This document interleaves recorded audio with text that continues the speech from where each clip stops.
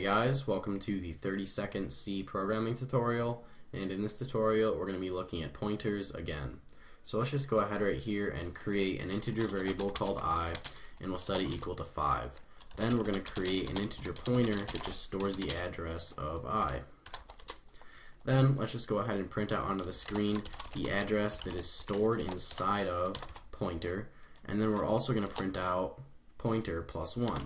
So we're just going to say pointer and then pointer plus 1. So all this code is doing right here is it's just adding to the address that is stored inside of this pointer variable right here. So let's just go ahead and run this and see what happens.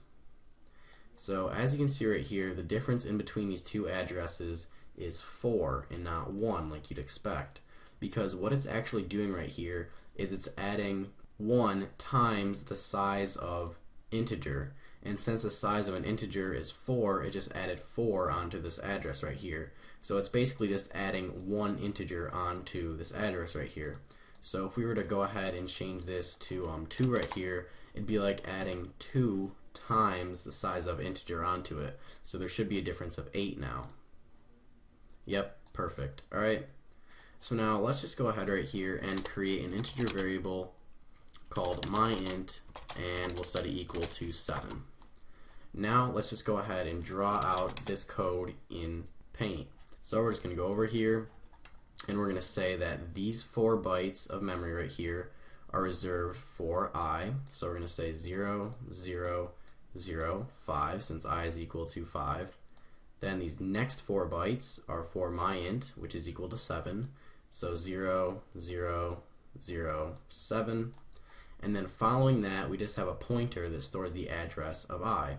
And we'll say that the address of I is 1, 2, 3, 4. Alright, so these next 4 bytes hold the address 1, 2, 3, 4.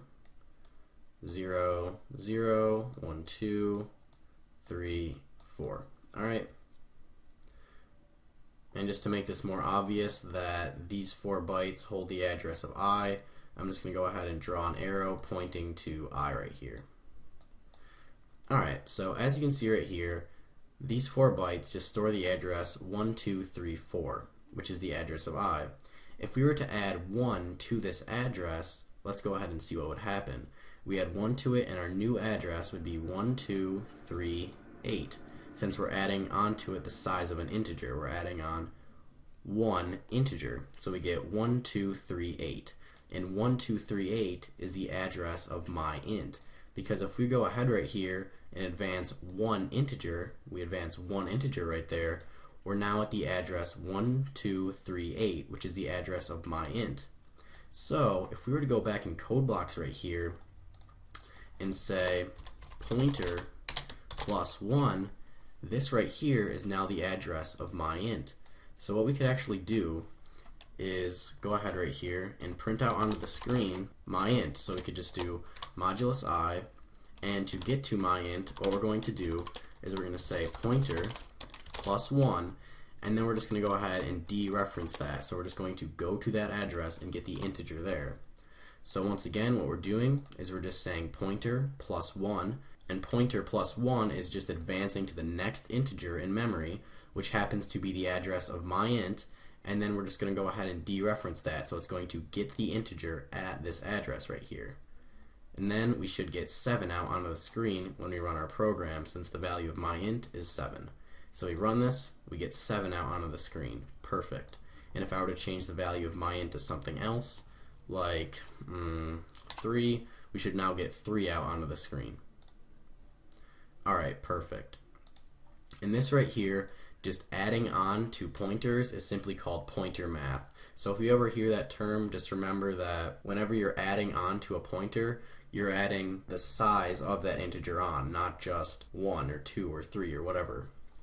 Alright, so now let's just go ahead and look at more pointer math using a struct. So we're just going to say typedef struct, and then I'll say int I and car star called name or something. And then I'll just call this struct my struct. Alright, so now let's just go ahead right here and create a myStruct variable. So we'll say myStruct ms, And then we're just going to go ahead and create a myStruct pointer that just stores the address of MS. So we'll just set it equal to the address of MS. Alright, so now let's just go ahead right here and print out onto the screen the size of this struct called myStruct right here. So we're just going to say %i since we're printing out a size, and then we'll just do size of myStruct.